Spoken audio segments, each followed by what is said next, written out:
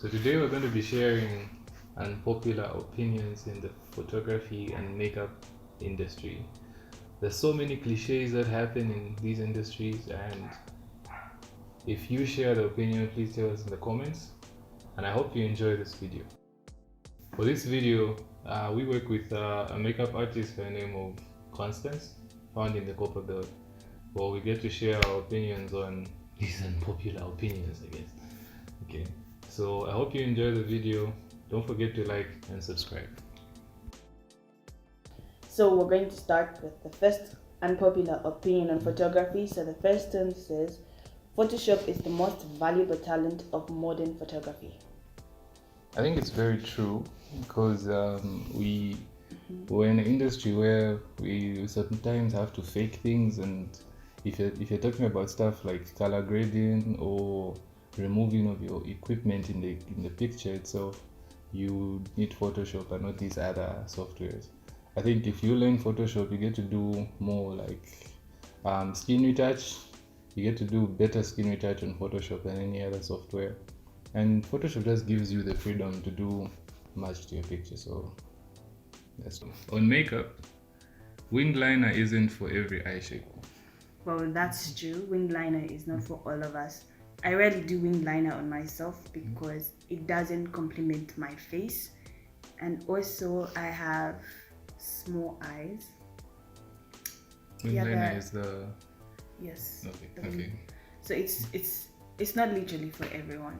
You have to see your, I would say, your face shape, if it goes with it. Yeah, that's true.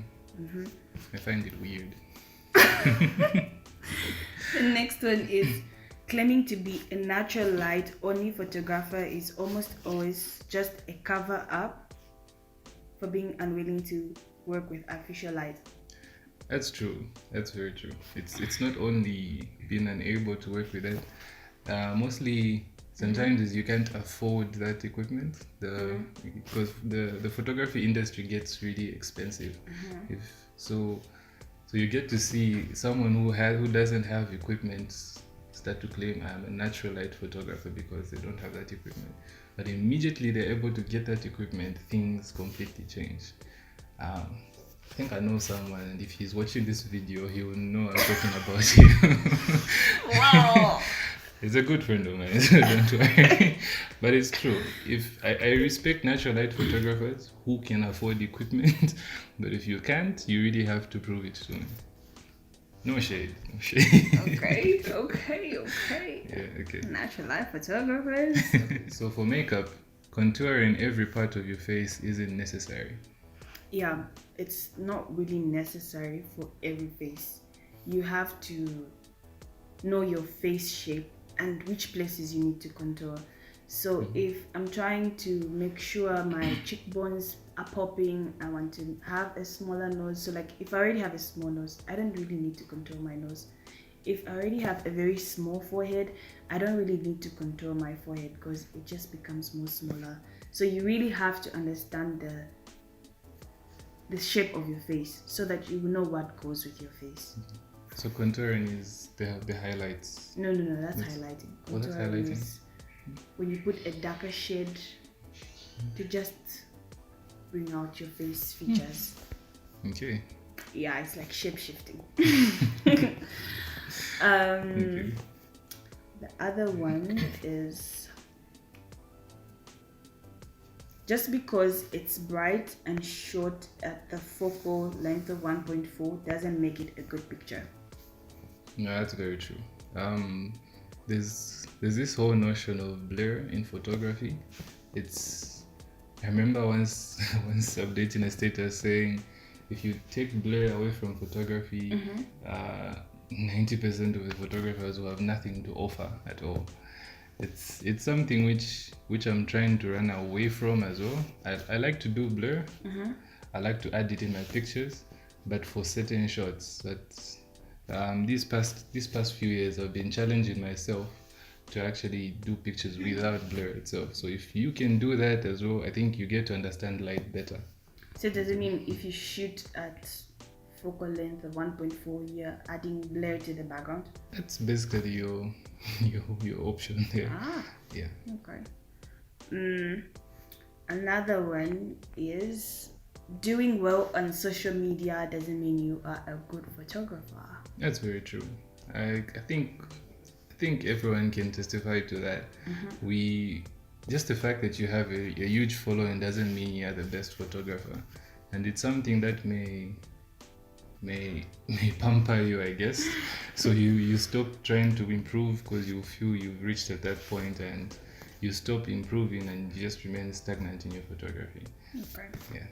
For makeup, highlighter doesn't have to be binding to be effective. Yes, please. You don't really have to add the highlight. So like usually when you're in town, you see a lady, she'll blind you from 30 miles away with a nose popping gold. A nose popping gold. You don't really have to add so much highlight. So when you're adding highlight to your cheeks, adding highlight to your nose bridge, adding highlight to your forehead, it doesn't really have to be excessive. Like just add something that complements your look. It just has to complement your makeup at the end of the day. Okay. And cream products are amazing, but are a little underrated. I actually prefer using powder for my contouring. I would say I use powder because I'm not good with creamed products when it comes to contouring, because they're pretty hard to blend for me. Like for me as an individual, they're really hard to blend. So I don't want it to remain so like it doesn't really have to pop out to say, okay, here she used this. Yes, yeah. I don't want the demarcation to show, so I would rather go for powdered products than cream products. The other one is a pro photographer is about making money. Tell us about that. That's true. If you consider yourself professional, that means you've gone into the business of photography. So it comes down to money at the end of it all. Okay. Yeah. Money. For makeup, matte lipstick can last a while, but you enhance the natural lines on your lips. That's true. I actually prefer adding gloss when I add matte lipstick, or I'll gloss my lips before I add matte lipstick. Just, in fact, not add gloss before, but moisturize my lips before to avoid the creasing lines.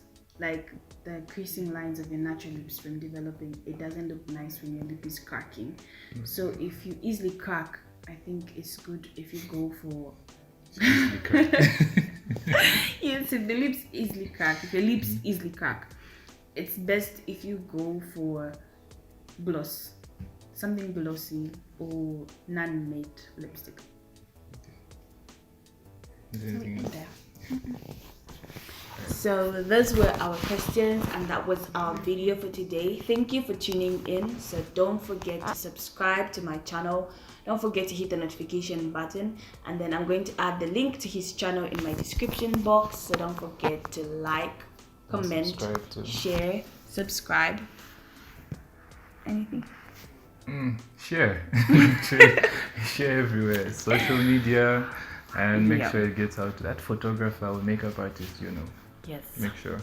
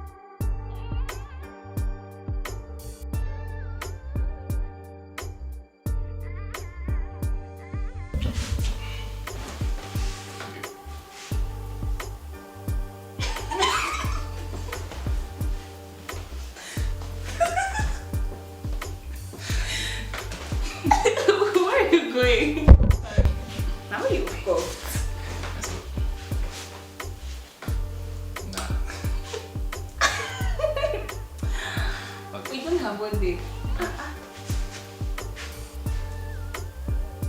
Who's supposed to start? It's you. I'm supposed to say. Welcome them to your channel.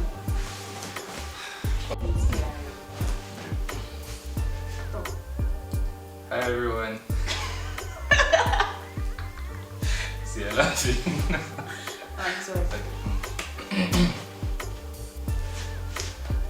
Hi people, welcome to my YouTube channel. My name is Joseph. You're forgetting your surname. This is serious.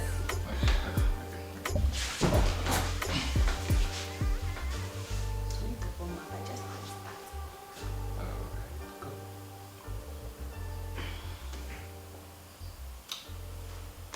This is how you were feeling. I'm just realized. Okay. You got the pressure, yeah? Let's start now. Let's